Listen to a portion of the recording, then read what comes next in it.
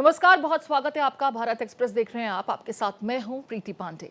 राजधानी दिल्ली को देश का दिल कहा जाता है, लेकिन आज देश के दिल की सांसों पर पोल्यूशन का संकट छाया हुआ है, जिससे न सिर्फ दिल्ली बल्कि आसपास के इलाकों में भी लोगों का सांस लेना दुश्वार हो गया है। पहले पोल्यूशन की मार और अब ठंड, इस डबल अटैक से दिल्ली वासियों की जान और मुश्किल में आ गई है। हालात इतने खराब हैं कि कहीं कहीं AQI 400 के पास पहुंच गया है। दिल्ली के बवाना इलाके की बात की जाए तो यहाँ हालात सबसे ज्यादा खराब है। यहाँ का जो लेटेस्ट AQI का आंकड़ा है वो 412 है। आप सोचिए, बच्चे, बुजुर्ग, गर्भवती महिलाएं और सांस की बीमारी से ग्रसित मरीजों की क्या स्थिति है, वो सबसे ज्यादा प्रभावित हैं। शासन प्रशासन अपनी तरफ से हवा के बेहद खराब स्तर को ठीक करने की कोशिश में जुटे हुए हैं। बढ़ते प्रदूषण की वजह से राजधानी में ग्रैब 2 जैसे रिस्ट्रिक्शंस भी लागू हैं। हवा की गुणवत्ता में सुधार के लिए पानी का लगातार छिड़काव किया जा रहा है, बावजूद इसके हालात सुधरते नजर नहीं आ रहे। जिंदगी रोज सांसों की जंग लड़ रही है, कोशिश कर रही है कि साइलेंट किलर से बच जाए।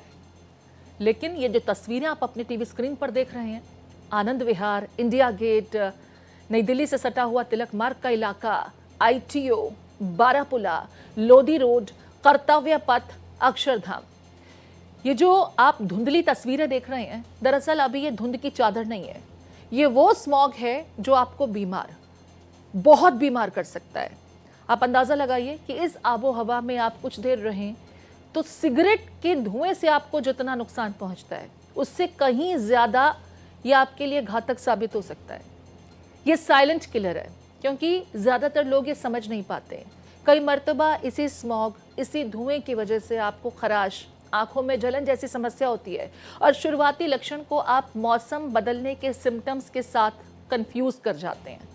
आपको लगता है कि मौसम बदल रहा है, सर्दियों की आमक है, शायद इस वजह से गले में खराश है, ठंड बहुत ज़्यादा है, शायद इस वजह से आंखों में आपको इरिटेशन हो रही है। और यही जो सिम्टम्स हैं कई बार लोग नज़रअंदाज कर देते हैं और फिर आप अस्पताल तक पहुंच जाते हैं।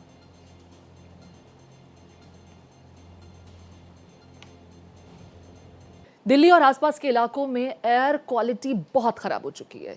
प्रदूषण का स्तर बढ़ा हुआ है।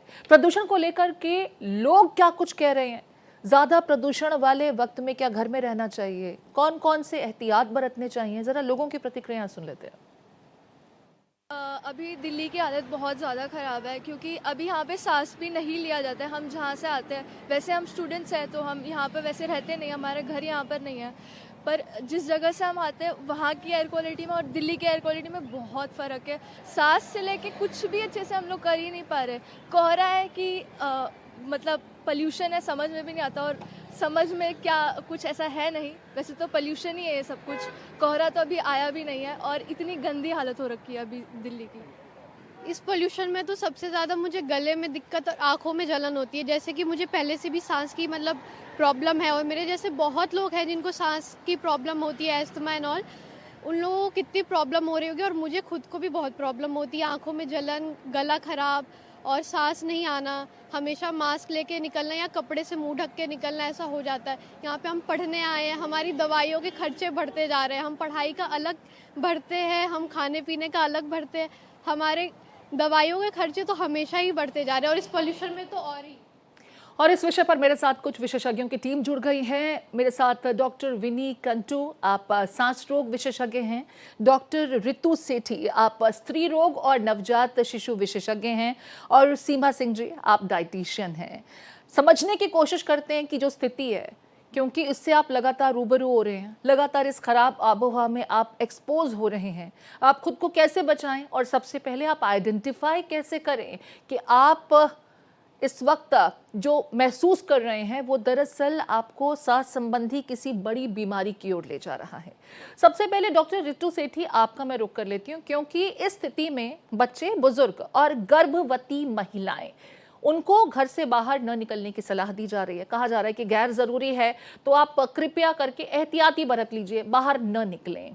लेकिन ऐसे कौन से एहतियात सबसे ज़्यादा ज़रूरी हो जाते हैं इन लोगों के लिए? इस तरह की आबो हवा में कौन से सिम्टम्स हैं जिससे वो समझ सकते हैं कि हाँ, हम पर इस आबो हवा का असर पड़ रहा है, और कौन कौन से प्रिकॉशंस हैं जो आप सजेस्ट करती हैं? इस प्लेटफॉर्म पे बुलाने के लिए थैंक यू सो मच। देखिए, जैसे कि हमें पता चला है, आज सुबह AQI दिल्ली का हजार्डस जोन में चला गया जी। तो ये प्रेग्नेंट लेडीज के लिए बहुत ज्यादा आई वुड से टॉक्सिक है। ये फ्यूम्स जो वो फ्यूम्स हैं, ये एयर नहीं है, ये फ्यूम्स जो इनहेल कर रहे हैं टॉक्सिक गैसेस की, ये सिर्फ उनके लिए ही नहीं, उनके अनबॉर्न बेबी के लिए भी बहुत ज्यादा हार्मफुल है। वो इसीलिए है क्योंकि ये जो टॉक्सिक फ्यूम्स महिलाएं इनहेल कर रही हैं, उससे बच्चे के अंदर अंदरूनी खराबी तक की प्रॉब्लम्स आ सकती हैं। जो PM 2.5 पार्टिकुलेट मैटर इतना ज्यादा हाई चला गया है, नॉर्मल रेंज से इतने टाइम ज्यादा हाई चला गया है। तो मेरी तो सब प्रेग्नेंट महिलाओं को यही सलाह है कि आप अर्ली मॉर्निंग और लेट इवनिंग घर के बाहर बिल्कुल ना निकलें। अगर आपको किसी बाहर निकलना भी है फॉर एनी रीजन, जैसे काम के लिए, अब आप घर तो बैठ नहीं सकते, जी। तो आप कोशिश में रखें कि लेट इवनिंग में घर से बाहर निकलें, और लेट मॉर्निंग में, सॉरी, घर से बाहर निकले आफ्टरनून जब थोड़ी सी धूप निकल आती है, ठीक है। और इवनिंग से पहले पहले कोशिश करें कि वापस घर के अंदर आ जाएं। ठीक है। आप जो है हमेशा N95 मास्क लगा के रखें, क्योंकि एयर इतनी हजार्डस है, जो ये पोल्यूटेंट्स है आपके और आपके अनबॉर्न बेबी दोनों को बहुत एडवर्सली अफेक्ट कर रहा है। घर के आसपास साफ सफाई रखना भी बहुत जरूरी है, क्योंकि जो छोटे छोटे पार्टिकल्स है सिर्फ बाहर नहीं है, घर के अंदर भी हमारे बहुत ज्यादा डस्ट और माइट्स हैं, और जो किचन के अंदर गैसेस है वो भी एड ऑन कर रहे हैं पोल्यूशन को। ठीक है। उन सब का भी आपको बचाव करना जरूरी है। Again, indoor pollution is as hot, आपको लग रहा है कि आप अंदर जो है सेफ हैं, लेकिन ऐसा बिल्कुल भी नहीं है। तो घर की खिड़कियां भी ना खोलें। मेरी तो सबको सलाह होती है कि घर की खिड़कियां भी ना खोलें, और अगर पॉसिबल हो घर के अंदर एक एयर प्यूरिफायर भी लगाकर बैठें जी। जितनी देर पॉसिबल। बहुत महत्वपूर्ण बात आप बता रही हैं। एयर क्वालिटी इंडेक्स इतना खराब हो चुका है कि आम लोग घर से बाहर निकलते नहीं हैं कि गले में खराश, आंखों में जलन, सांस लेने में तकलीफ, ये समस्याएं उन्हें घेर लेती हैं। और ऐसे में सांस संबंधी जो बीमार लोग हैं, या जो बुजुर्ग लोग हैं, बच्चे हैं, गर्भवती महिलाएं हैं, उनके लिए ये स्थिति ज़्यादा खतरनाक हो जाती है। विशेष डॉक्टरों का पैनल, एक्सपर्ट्स हमारे साथ जुड़े हुए हैं। एक बार फिर आपका तारुफ करा देते हैं। डॉक्टर विनी कंटू, आप पल्मोनोलॉजिस्ट हैं, सांस रोग के विशेषज्ञ हैं। डॉक्टर रितु सेठी, आप स्त्री रोग विशेषज्ञ हैं, नवजात शिशु विशेषज्ञ, और साथ में सीमा सिंह जी, आप डाइटिशियन हैं। हम रितु जी से बात कर रहे थे, लेकिन डॉक्टर विनी कंटू, आपका जिक्र करना चाहूँगी, क्योंकि जब ऐसी स्थिति होती है तो ज़्यादातर लोगों को पल्मोनोलॉजिस्ट की ज़रूरत पड़ जाती है। लेकिन होता क्या है कि क्योंकि मौसम बदल रहा है, सर्दियों की आमक है, लोग कंफ्यूज हो जाते हैं। खराश होती है गले में, खांसी होती है, तो ये शुरुआती लक्षण मौसम बदलने पर भी अक्सर लोग महसूस करते हैं। लोग कैसे आइडेंटिफाई करें कि ये जो हमें दिक्कतें हो रही हैं, ये वेदर चेंज की वजह से नहीं है, बल्कि ये जो खराब आबो हवा है, इसकी वजह से हम इसे फेस कर रहे हैं? जी, बिल्कुल। जैसे आपने कहा कि ये काफ़ी सिमिलर इसके अंदर हमारे सिम्पटम्स आते हैं, तो ऑब्वियसली जो सबसे पहला लक्षण होता है, वो गले में खराश का होता है। गले में खराश जब होता है, यदि आपको साँस में थोड़ी-सी दिक्कत होने लगती है जी। और एक पेक्यूलियर स्मेल आती है, जैसे जली हुई कोई भी आग के सामने जो स्मेल होती है, पॉल्यूशन के टाइम वो स्मेल बढ़ जाती है। आप देखेंगे उस तरीके के सिम्पटम्स अक्सर ये दर्शाते हैं कि जब आप अर्ली मॉर्निंग स्पेशली वॉक करते हैं, क्योंकि सुबह की जो हवा होती है वो ठंडी होती है और कोल्ड एयर बहुत जल्दी डिसिपेट नहीं होती है, ये पोल्यूटेंट्स उसमें बहुत ज़्यादा कंसंट्रेशन में होते हैं। तो उस समय आपको एहसास होगा कि मॉर्निंग वॉक के बाद ही आपके सिम्पटम्स जो हैं वो बढ़ गए, और ये सिम्पटम्स जो होते हैं एपिसोडिक होते हैं, यानी पूरे समय आपके नहीं रहेंगे। ये कभी आएंगे और कभी जाएंगे। यदि आप थोड़ा रेस्ट ले लेंगे, थोड़े गरारे कर लेंगे, थ्रोट क्लियर करेंगे, तो ये कहीं हद तक कम हो जाते हैं। और स्पेशली सोने के बाद जब हमारे बॉडी के एंटीटॉक्सिन सिस्टम एक्टिवेट हो जाते हैं और टॉक्सिन्स को बॉडी के अंदर से बाहर निकालते हैं, तो ये जो सिम्पटम्स होते हैं, जितने भी लक्षण होते हैं, वो अबेट हो जाते हैं, कम हो जाते हैं।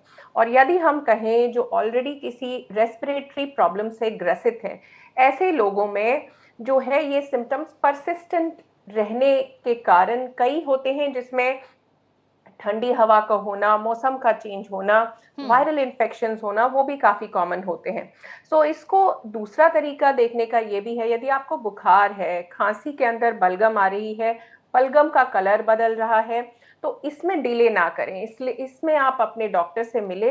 हो सकता है आपको एंटीबायोटिक की जरूरत हो, यदि आपको कोई निमोनिया हो रहा हो, लंग के अंदर इन्फेक्शन हो रही है, ब्रोंकाइटिस हो रही है, तो उसके दवा जो है वो अलग है। और प्रदूषण के कारण जो प्रॉब्लम हो रही है वो आम आदमी में भी देखी जाती है, और जिनको कोई लंग्स की प्रॉब्लम है उनमें ये सिम्टम्स जो है काफी बढ़ जाते हैं। सो ऐसे लोगों में दवा जितनी चल रही है उसका डोज बढ़ाने की जरूरत पड़ सकती है कई बार। तो अपने डॉक्टर से जरूर संपर्क में रहें, स्पेशली विंटर टाइम पे। ठीक है, हमारे साथ डॉक्टर समीर भाटी भी जुड़ गए हैं। आप डायरेक्टर हैं star imaging and path lab के। बहुत स्वागत है डॉक्टर समीर आपका भी, क्योंकि आप फिजिशियन भी हैं। डॉक्टर साहब, एक आम व्यक्ति जब इस तरह के सिम्टम्स को फेस करता है तो वो कंफ्यूज रहता है। यही सवाल अभी मेरा डॉक्टर विनी कंटू से भी था। लेकिन शुरुआती ऐसे कौन से सिम्टम्स हैं जिसे एक नॉर्मल हेल्दी व्यक्ति आइडेंटिफाई करे कि इस तरह के खराब AQI, आबो हवा में एक्सपोजर की वजह से ये सिम्टम्स हमें हो रहे हैं? हमें कोई और अंडरलाइन कंडीशंस नहीं है, हमें सर्दी की वजह से ये तकलीफें नहीं हो रही हैं, वेदर चेंज की वजह से तकलीफें नहीं हो रही हैं, बल्कि ये AQI खराब है, बहुत खतरनाक श्रेणी में है और उसमें हम कांस्टेंट एक्सपोज हो रहे हैं, जिसके चलते ये सिचुएशन का सामना कर रहे हैं। हाँ बिल्कुल, देखिए जैसे कई तो हम बात करते हैं कि आपका एयर क्वालिटी इंडेक्स ठीक नहीं है तो उसके क्रॉनिक इफेक्ट आएंगे, मतलब वो लंबे समय के बाद आपको इफेक्ट नजर आते हैं। बट आपने जैसे पूछा कि इमीडिएट क्या इफेक्ट ऐसे होंगे कि अगर हम इस तरह की एयर क्वालिटी से जब हम एक्सपोज होते हैं, तो इसमें देखिए सिंपल से चीज है। सबसे पहले, क्योंकि जैसे हम बात करते हैं कि जब भी पोल्यूशन के अंदर PM2.5, PM10 और भी जो कई तरह की पॉइजनस गैसेज है, SO2, NO2, ये सब बढ़ती है तो ये आपके हेड टू टो बॉडी के सब ऑर्गन को अफेक्ट करती है। पर डायरेक्टली कुछ चीजें जैसे एक्सपोज होती है, आपको आंखों में इरिटेशन होना, ये आपको एक काफी कैसा सिम्टम आपको फील होगा, रेडिश होना, आंखें ड्राई होना। इसके अलावा एक सोर थ्रोट, गला में आपको इरिटेशन फील होगी, इस तरह के लक्षण होंगे। पर यहाँ पर एक चीज और भी है, क्योंकि खास तौर पे जो दिल्ली NCR के अंदर लोग ज्यादातर रह रहे हैं पहले से, तो उनको कई बार उसकी एक हैबिट सी बन जाती है, तो वो इस तरह की चीजों को इग्नोर करते हैं, मतलब उनके लिए वो नॉर्मल बन जाता है। पर नॉर्मल पर्सन है या कोई कोमॉर्बिड है, वो पोल्यूशन इफेक्ट उसको उसी तरह से कर रहा है। तो यहाँ पर हम बार बार यही बात करेंगे कि जितना हो सके आप प्रिवेंशन पर ध्यान दें, क्योर पे नहीं कि भाई मेरे को कुछ प्रॉब्लम हो गई और उसके बाद में फिर उसके लिए कुछ इलाज कर रहा हूँ।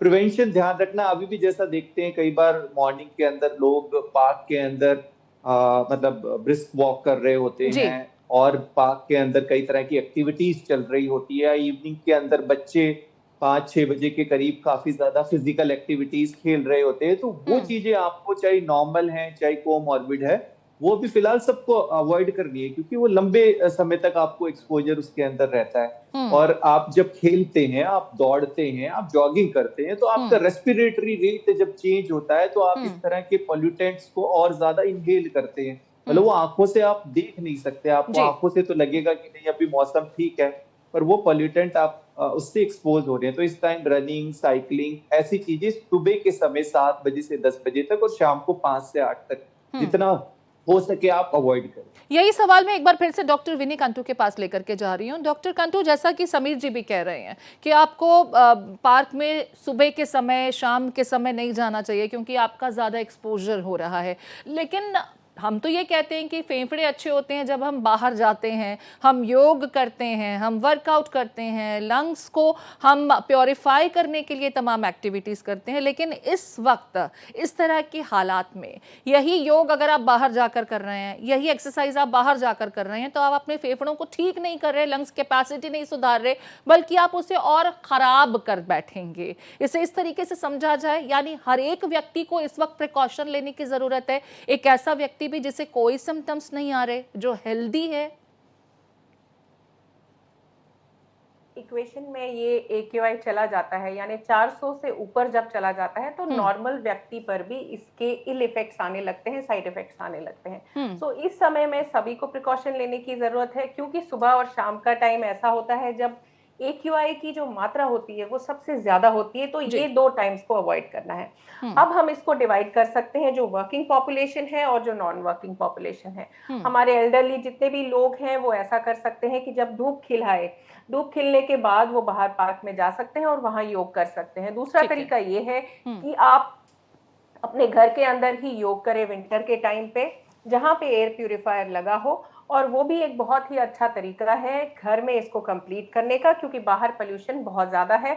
मैं खुद योग करती हूँ और ये सबको बताना चाहूंगी कि योग के इतने ज्यादा पॉजिटिव इफेक्ट है आपके बॉडी के ऊपर कि यदि आपके बॉडी के ऊपर टॉक्सिन्स एक्स्ट्रा है, क्योंकि ये टॉक्सिन्स की मात्रा हमारे सबके अंदर बहुत ज्यादा जा रही है, तो आप अपने क्लेंजिंग मैकेनिज्म्स को इतना एक्टिवेट कर देते हैं, इतना ज्यादा सक्षम कर देते हैं कि आपकी बॉडी से टॉक्सिन्स बहुत अच्छे से निकलने लगते हैं। सो एक्सरसाइज को ना रोके, ये कोई बहाना नहीं है कि आज हवा खराब है, आज मैं बाहर उठ के नहीं जाऊंगा, सोने का थोड़ा ज्यादा समय मिलेगा। अपने घर के अंदर आप आराम से बैठ के योग कर सकते हैं। जो लोग चल नहीं सकते वो चेयर योगा का इस्तेमाल जरूर कर सकते हैं। सो योगा ना छोड़े, घर के अंदर ही करें। जो लोग दिन के टाइम पे बाहर जाके कर सकते हैं वो ऐसा जरूर करें और धूप, खिली हुई धूप का भी आनंद लें।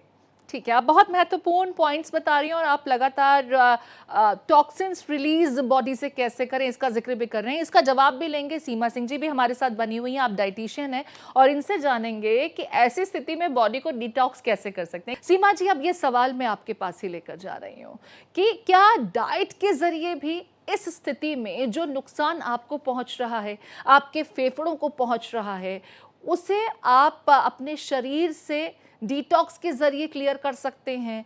कौन सी ऐसी डाइट होनी चाहिए, खान पान में ऐसी कौन सी सावधानियां हम बरतें जिससे कि हम अपने आप को, अपनी बॉडी को प्योरीफाई करें और डिटॉक्स भी करें? जी प्रीति जी, पहले समझना जरूरी ये है कि इस पोल्यूशन का हमारी बॉडी पर क्या इफेक्ट हो रहा है। तो इसके लिए जानना जरूरी है कि जब भी ऐसे पोल्यूशन में हम जाते हैं या ऐसे एयर में हम सांस लेते हैं तो बॉडी में इन्फ्लेमेशन होती है, जिसकी वजह से बॉडी में काफी सारे चेंजेस आते हैं, चेन रिएक्शंस होती हैं, जैसे कि इम्यून सिस्टम, उसके एंड रिजल्ट क्या होता है कि इम्यून सिस्टम हमारा सप्रेस होने लगता है और बॉडी में काफी फ्री रेडिकल्स आने शुरू हो जाते हैं। सो क्योर से पहले प्रिवेंशन देखना बहुत जरूरी है। डॉक्टर भाटी ने जैसा कि कहा कि हमें प्रिवेंशन पे ध्यान देना चाहिए, क्योंकि क्योर तो बात की बात है। इसके लिए जरूरी है कि हम अपना इम्यून सिस्टम को स्ट्रेंथन करें, जिससे कि हम इस पोल्यूशन से फाइट कर सके। डिटॉक्सिफाई करना जरूरी है, उसके लिए पानी खूब पिए, थोड़ा सा गुनगुना पानी पी सकते हैं, गागल कर सकते हैं, ये अभी डॉक्टर साहब ने हमें बताया। विटामिन सी रिच डाइट जरूर लें, क्योंकि जितने भी सिम्टम्स अभी तक हम सुन रहे हैं वो खांसी जुकाम से मिलते जुलते हैं, और इम्यून सिस्टम को अगर स्ट्रॉन्ग करना है तो विटामिन सी बहुत जरूरी है। इसके लिए हमें नींबू, लेमन, इन सबको अपनी डाइट में बढ़ाना पड़ेगा। ऑरेंजेस, पाइनएप्पल मार्केट में है, ये भी हम अपनी डाइट में डेली बेसिस पर इंक्लूड कर सकते हैं। साथ ही साथ में बहुत जरूरी है कि हम एंटीऑक्सीडेंट्स को अपनी डाइट में बढ़ाएं, जैसे विटामिन ए, डी, ई, सी। सो इसके लिए जरूरी है हम डार्क कलर के वेजिटेबल्स खाएं, हम गोभी का इस्तेमाल कर सकते हैं, पालक, केल, मेथी के पत्ते, हम इनको अपनी डाइट में लें, जिससे कि हमारा इम्यून सिस्टम बहुत अच्छे से फाइट करे।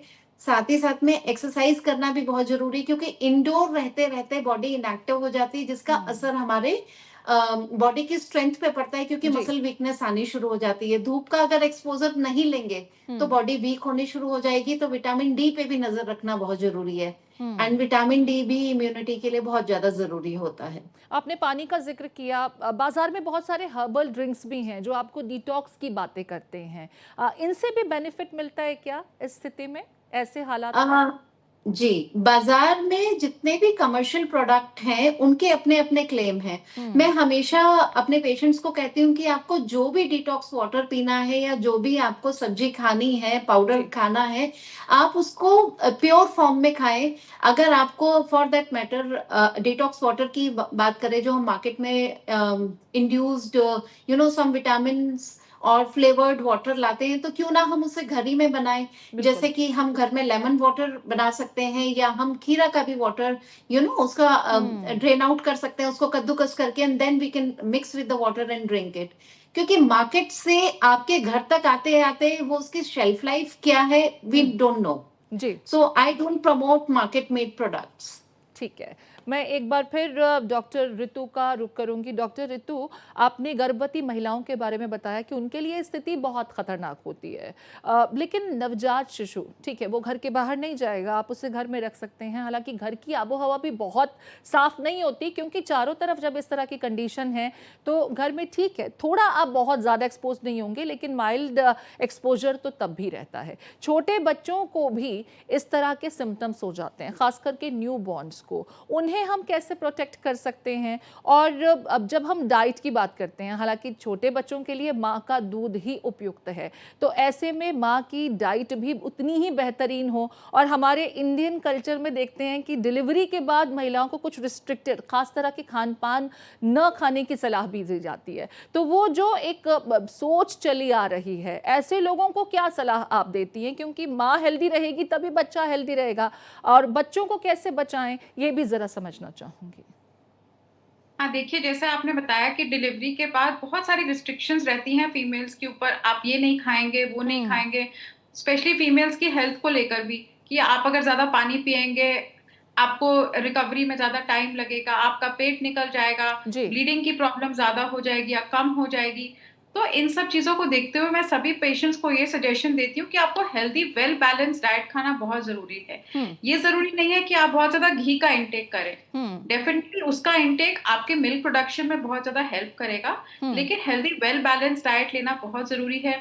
जैसे कि हमारे डाइटिशियन एक्सपर्ट ने कहा, डाइट के अंदर विटामिन सी के प्रोडक्ट्स को इनकॉर्पोरेट जरूर करें, आंवले का सेवन, सिट्रस फ्रूट्स का सेवन, इन चीजों का सेवन करना ज्यादा बेटर है एज कंपेयर टू जो ट्रेडिशनल चीजें हमारी इंडियन डाइट में चली आ रही हैं। इन सब से मिल्क प्रोडक्शन तो बढ़ता ही है, लेकिन जितना mother healthy well balance diet लेगी उतना बच्चे को ब्रेस्ट फीडिंग में भी उनको दिक्कतें कम आएंगी, और जितना बच्चे को एंटीबॉडीज मिल रही हैं ब्रेस्ट फीडिंग में, वो क्योंकि बच्चा ऊपर का फीड तो नहीं ले रहा, टोटली मदर के फीड पे डिपेंडेंट है, तो हेल्दी वेल बैलेंस डाइट लेने से आपके ब्रेस्ट मिल्क के अंदर जो बच्चे को एंटीबॉडीज मिल रही हैं वो आगे चल के बच्चे को इन्फेक्शन से फाइट करने में बहुत ज्यादा हेल्प करता है।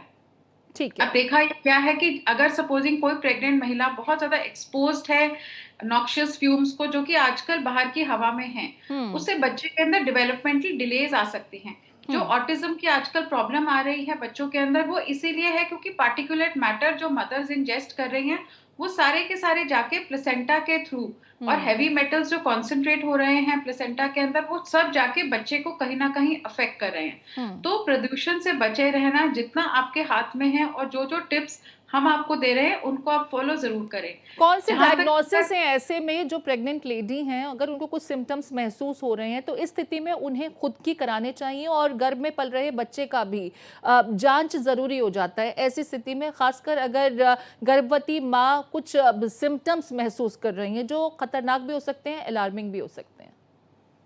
बिल्कुल, और अगर सपोजिंग आप अस्थमैटिक हैं तो आपको ये प्रॉब्लम और जल्दी होगी, तो आपको छोटे छोटे पॉइंट्स जो है अपनी हेल्थ को लेके अपने डॉक्टर की नजर में जरूर लाने चाहिए। अब जैसे कि सपोजिंग आप बाहर निकले अर्ली मॉर्निंग या लेट इवनिंग, आपको आंखों में जलन है, तो इमीडिएटली आपको समझ जाना चाहिए कि पोल्यूशन मेरी हेल्थ को इम्पैक्ट कर रहा है।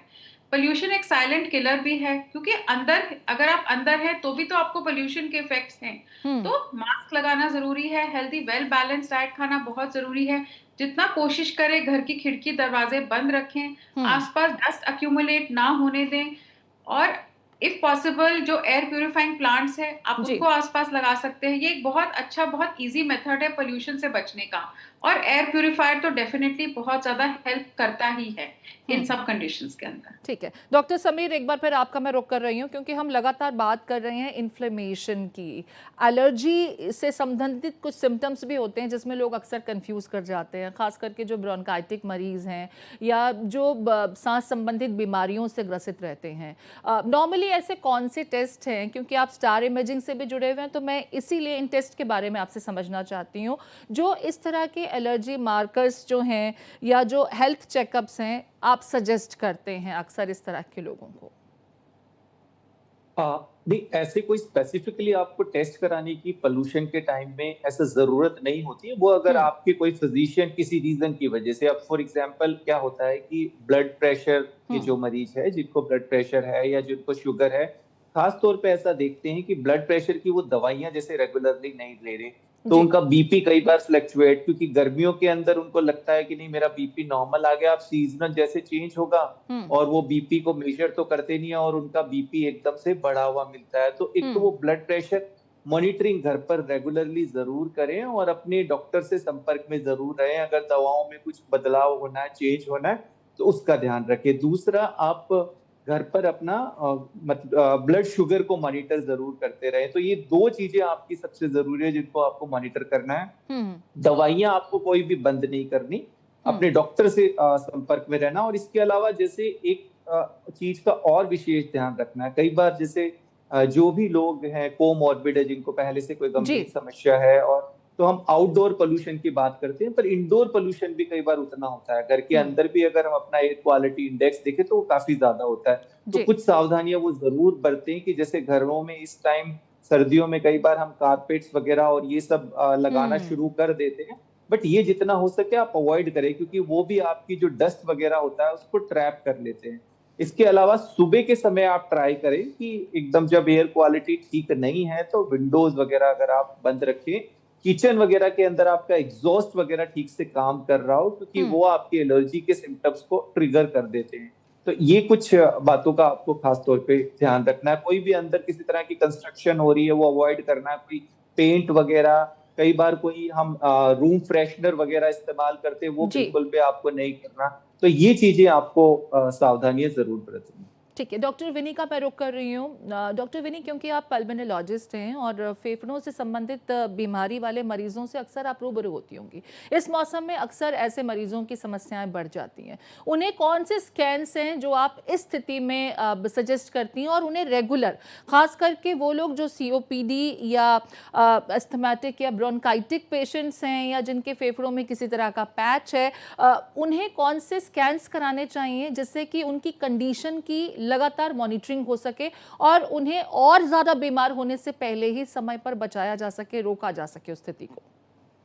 देखिए, सबसे ज्यादा मार जो खाते हैं जो लंग्स की बीमारियां होती हैं, उनके अंदर लोगों को ज्यादा दिक्कत आती है। इसमें हमारे जो एयरवे के डिजीजेस, सांस की नली की जो डिजीजेस होती हैं, उसमें COPD, एस्थमा और पेरेनकाइमा की कुछ डिजीजेस है जिसको ILD, इंटरस्टिशियल लंग डिजीज कहा जाता है। लेकिन कोई भी एक्सरे या CT स्कैन कराने से पहले अपने डॉक्टर से जरूर संपर्क करें। अपने बेसिस पे ही इनको ना कराएं, क्योंकि इनके अंदर रेडिएशन होता है और रेडिएशन एक्सपोजर से भी काफी साइड इफेक्ट्स हो सकते हैं। यदि आपके डॉक्टर ने 6 महीने पहले आपका स्कैन किया था, ऐसा जरूरी नहीं कि हर 6 महीने में आपको स्कैनिंग की जरूरत पड़े। हाँ, ये हम देखने के बाद, मरीज से बातचीत करने के बाद डिसाइड करते हैं कि कहीं इन्फेक्शन के साइंस तो नहीं है, कहीं हमें निमोनिया तो नहीं रूल आउट करना पड़ता। उसके कारण हमें कई बार एक्सरे कराने पड़ते हैं। दूसरा आई बात, एस्मा के जो पेशेंट्स होते हैं, इनके अंदर हम एक फिनो नाम का टेस्टिंग कराते हैं, जानने के बाद कि यदि फिनो लेवल की इनकी हाई है तो इनकी एक्यूटली एक्सासर्बेशन में जाने की हालत, यानी कि इस डिजीज की बढ़ने की क्षमता जो है वो तीव्र हो जाती है, वो कहीं ना कहीं सक्रिय हो जाती है। तो ये भी हम मरीज से मिलने के बाद ही, उनके सिम्टम्स को जानने के बाद ही डिसाइड करते हैं। तो अपने बेसिस पे, जैसे डॉक्टर साहब ने कहा, कोई भी टेस्ट आपने नहीं कराना है, क्योंकि एक्सेसिव टेस्टिंग बॉडी के लिए हानिकारक होती है, रादर दैन कि वो आपको कोई ऐसी इंफॉर्मेशन दे, मेजर इंफॉर्मेशन, जिसमें आप कोई चीज जो है वो प्रिवेंट करे। हाँ, यहाँ पे मैं ये जरूर बताना चाहूंगी कि निमोनिया और वायरल इन्फेक्शंस की जो लेवल्स है, जो फ्रीक्वेंसी है, वो विंटर के टाइम पे बढ़ जाती है। ठंड के कारण ओवरक्राउडिंग होती है, वायरस से सक्रिय हो जाते हैं। तो इम्यूनाइजेशन जो है वो जरूर देखें, और अडल्ट इम्यूनाइजेशन यदि हम देखें तो लोग उस पर ध्यान नहीं देते। अक्सर जब वैक्सीनेशन की बात आती है, हम सोचते हैं तो बच्चों को करानी होती है, हमारे बच्चों का पूरा हो चुका है, हमें इसकी जरूरत नहीं है। तो फ्लू की वैक्सीनेशन हर साल लगती है। जो नॉर्दर्न मोस्ट हमारी स्टेट्स हैं, उनके अंदर सितंबर एंड या अक्टूबर की शुरुआत में ये लग जानी चाहिए। हमारे लिए जो हमारा रीजन है उसमें जो पीक टाइम आता है वो लेट मॉनसून का पीक आता है कई बार, या फिर अप्रैल के टाइम पे भी ये केसेस बढ़ते हैं। तो हम जनवरी में जो आती है फ्लू की वैक्सीन वो हम लगवाते हैं अराउंड मार्च या अप्रैल के टाइम पे, सो दैट लेट मॉनसून का पीक जो फ्लू का आता है वो हमारे मरीजों को तंग ना करे। ये वैक्सीन किन्हें लगती है? एक्सट्रीम्स ऑफ एज, जो बच्चे होते हैं 2 साल तक की उम्र तक, उनकी इम्यूनिटी काफी फ्रेजाइल होती है। 6 महीने से 2 साल तक के बच्चों को लगनी चाहिए। 65 साल के ऊपर से जितने भी व्यक्ति हैं, लोग हैं, उन्हें लगनी चाहिए। और जिन्हें कोमोबिडिटीज है, स्पेशली लंग की बीमारियां हैं, 50 साल के ऊपर उन्हें लगनी चाहिए। निमोनिया की वैक्सीन अवेलेबल है। अभी निमोनिया की एक ऐसी वैक्सीन आ गई है जो लाइफ टाइम में केवल एक ही बार लगानी पड़ती है, जिसे हम PCV20 के नाम से जानते हैं। पहले इंडिया में अवेलेबल नहीं थी, अब हो चुकी है। तो अपने डॉक्टर से जरूर सलाह करें कि किन वैक्सीनेशंस की आपको जरूरत पड़ सकती है, जिससे कि आपकी डिजीज जो है वो इतनी खराब ना हो कि उस खराबी के कारण आपको ICU के अंदर एडमिशन लेना पड़े। क्योंकि जिनको सांस की दिक्कत होती है उनमें लंग्स के फेलियर के केसेस हम बहुत सारे देखते हैं फ्लू के कारण। तो इस चीज का ध्यान रखें।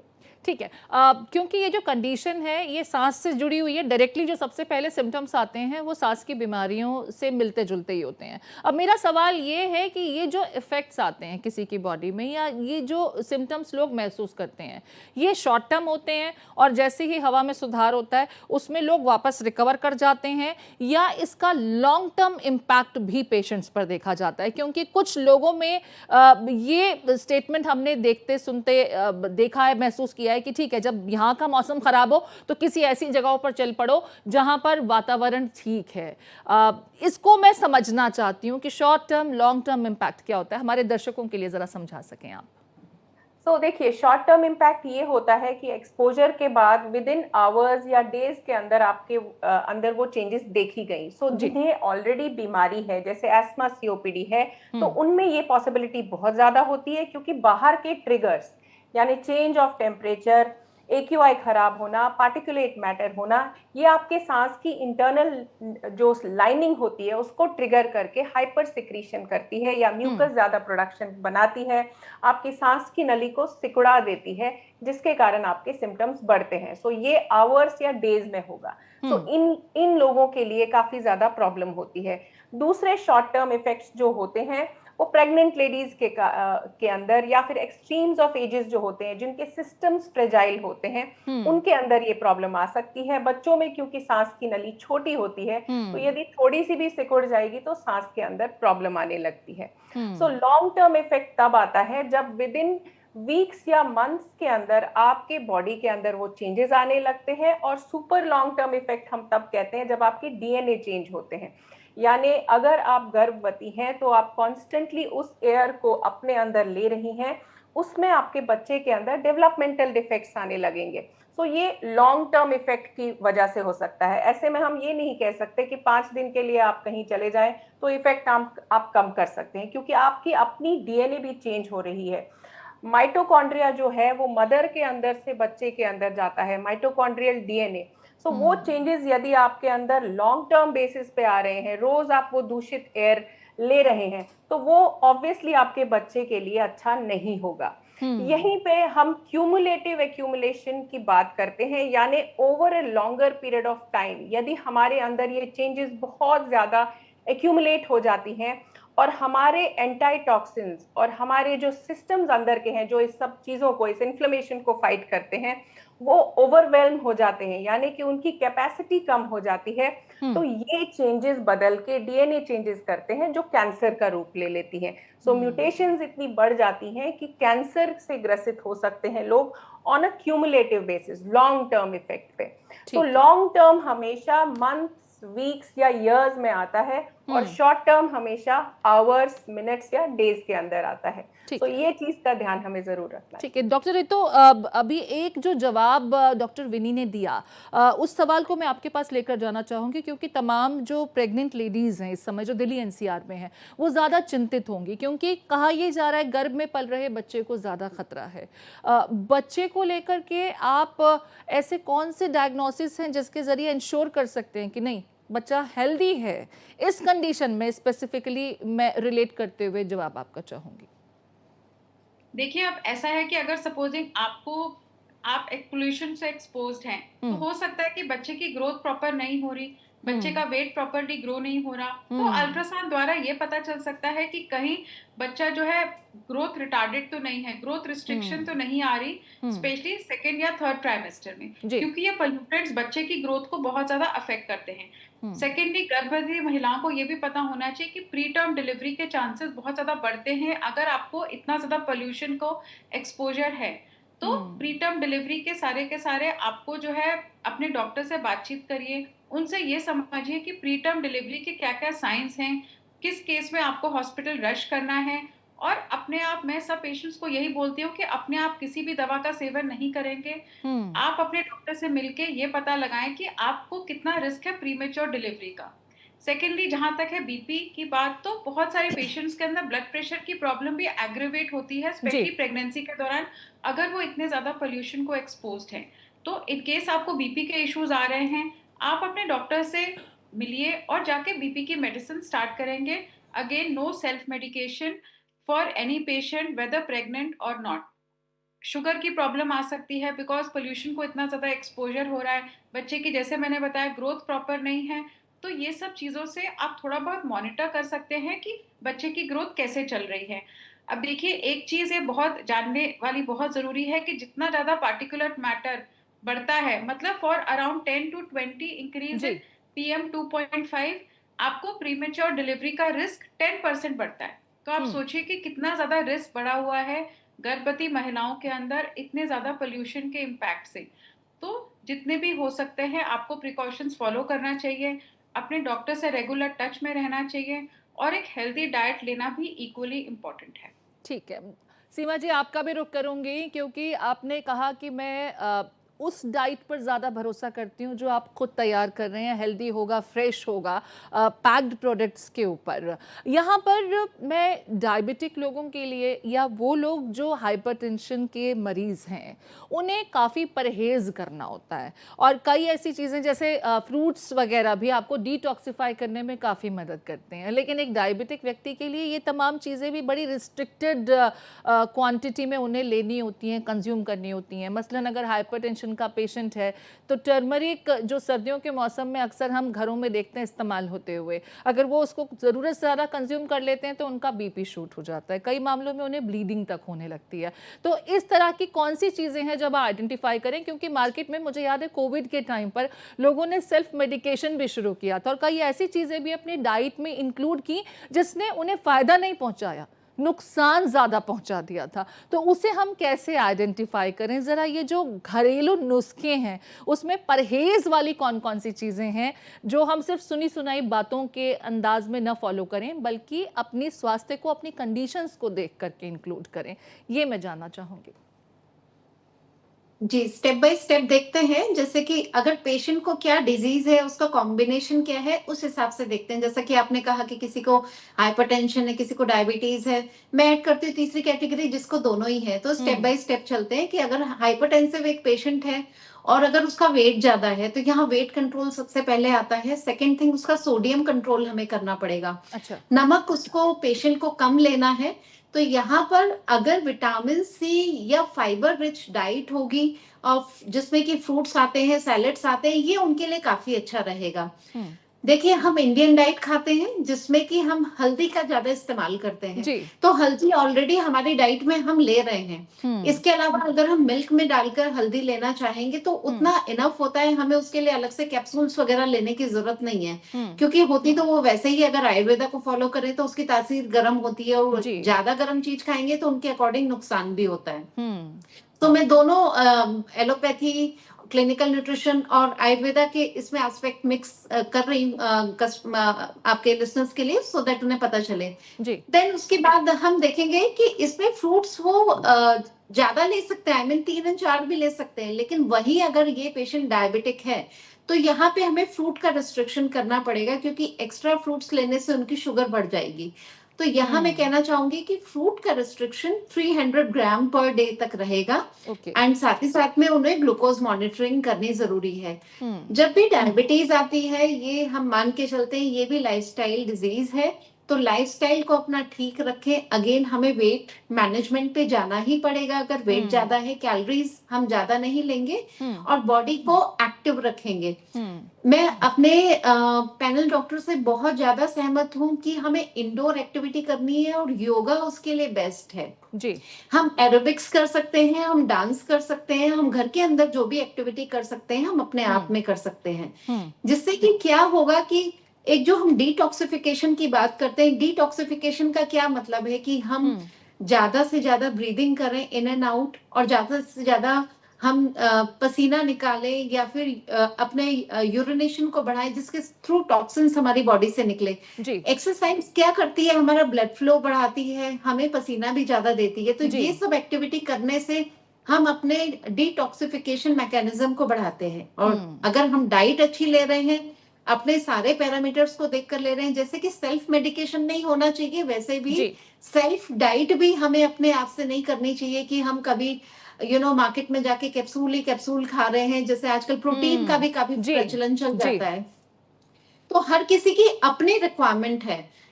हाइपरटेंशन और डायबिटीज अपने साथ में बहुत सारा डिजीज स्पेक्ट्रम लेकर आता है, एक दूसरे को अट्रैक्ट करता है। ना भूले कि किडनीज भी इस डिटॉक्सिफिकेशन के प्रोसेस में शामिल होती है। एक्सेस ऑफ वाटर, मैं कई बार ओपीडी में सुनती हूँ 5-5 लीटर एक दिन में हम पानी पी लेते हैं, पेशेंट्स बताते हैं आगे, राइट। या फिर हम पूरे दिन केवल juices, coconut water, lemon water, इसी तरह का पानी पिए जा रहे हैं। Not to forget some vitamin water वगैरह वगैरह। हम नॉर्मल पानी पी ही नहीं रहे, तो अल्टीमेटली लोड किस पे आता है, किडनीज पे आता है। We have to see what is our weight. Weight के अकॉर्डिंग भी हमारा वाटर स्पेसिफिकेशन होता है कि हमें डॉक्टरी सलाह का भी ख्याल रखना है और सुनी सुनाई बातों से ज्यादा उस सलाह पर भरोसा करें जो डॉक्टर्स के माउथ से आ रहा है, ताकि आप अपने आप को स्वस्थ भी रख सकें और इस खराब आबो हवा में सुरक्षित भी रख सकें। आप सभी मेहमानों का बहुत शुक्रिया, बहुत महत्वपूर्ण आपने पॉइंट्स बताए हैं और मुझे लगता है कि इस बेहद ख़तरनाक हो चुकी आबो हवा की स्थिति में अगर ये डॉक्टरी सलाह, एक्सपर्ट्स ओपिनियन और सलाह को आप फॉलो करते हैं तो आप खुद को सुरक्षित रख सकते हैं, अपनों को सुरक्षित रख सकते हैं। बहुत शुक्रिया आप सभी मेहमानों का एक बार फिर, और इसी के साथ इस विशेष बातचीत में इतना ही।